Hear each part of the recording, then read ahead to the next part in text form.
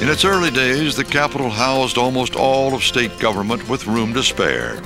The executive, legislative, and judicial branches all shared the building, along with several state agencies and a couple of museums. The famous terrazzo tile on the first floor was installed in 1936 when Texans celebrated their centennial. The rotunda design includes a Lone Star and the seals of the Six Nations whose flags have flown over Texas. As state government grew, the Capitol became more and more crowded. In the late 50s, several state office buildings sprouted up nearby to ease the burden. By the 1980s, the once proud Capitol was a building at risk. A century of haphazard modifications had created dangerous and crowded conditions. The magnitude of the problem became apparent early one morning in February of 1983. At 5:30 this morning, as smoke fogged the air above the Capitol, the first firefighting units arrived. Eventually, 100 firefighters battled the blaze. The fire in the East Wing made Texans realize how vulnerable their capital had become.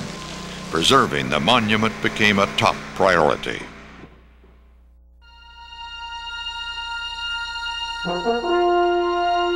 In 1983, the legislature created the State Preservation Board to preserve, maintain, and restore the Capitol, the General Land Office Building, their contents, and grounds.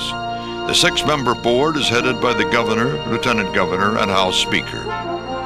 One of the board's first projects was to replace the Goddess of Liberty.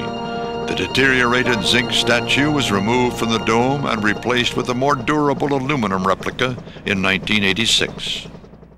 In 1989, restoration work began on the old General Land Office Building, which had housed museums since about 1920. Also in 1989, a master plan for the state capitol was completed. It concluded that the only way to preserve and restore the Capitol was to reduce the alarming number of people and functions that had been crowded inside it by the 1980s. The project team looked at several ways to do that, but finally concluded that the best way was to enlarge the Capitol by extending it underground. This would preserve the view of the Capitol to the north and connect it to other state buildings nearby. To make room for the extension, workers dug a hole that was some 65 feet deep and 4 football fields wide on the north side of the Capitol. The 650,000 square foot extension was completed in 1993.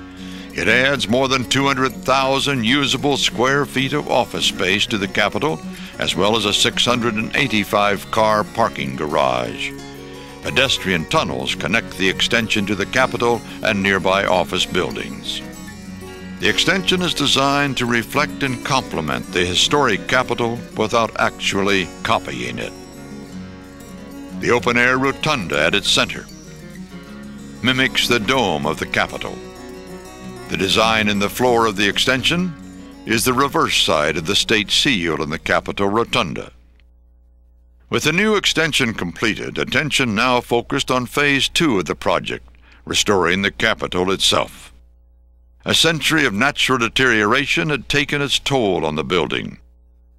It was also showing the strains of overcrowding. By the 1980s, a building designed to house 650 people was bursting at the seams with over 1,300. To make room for them, the building had been subdivided in a piecemeal fashion. Holes had been cut into walls for modern equipment and ductwork, violating the structural integrity of the building and creating a fire hazard. The main goals of the restoration were to return the building to its original grandeur and make it a safer, more functional seat of government. To make way for the restoration, the building was emptied by 1993 for the first time in its history. This massive project will return the Capitol to its original 1888 floor plan and architectural finishes. Workers are restoring woodwork, tile, cornices, and other historical features, replacing electrical, plumbing, and mechanical systems, adding sprinklers, alarms, and other safety features. Also, 10 areas are being refurbished with authentic furnishings and artifacts. When the dust settles and the doors reopen, the Texas State Capitol will once again be a fitting landmark for the people of Texas. When it opened in 1888 and again today, the Capitol is more than just a building. It's a symbol of the pioneering spirit of Texas. But just as important, it's a functional center of government, a place where Texans can come together to enact the laws of their land.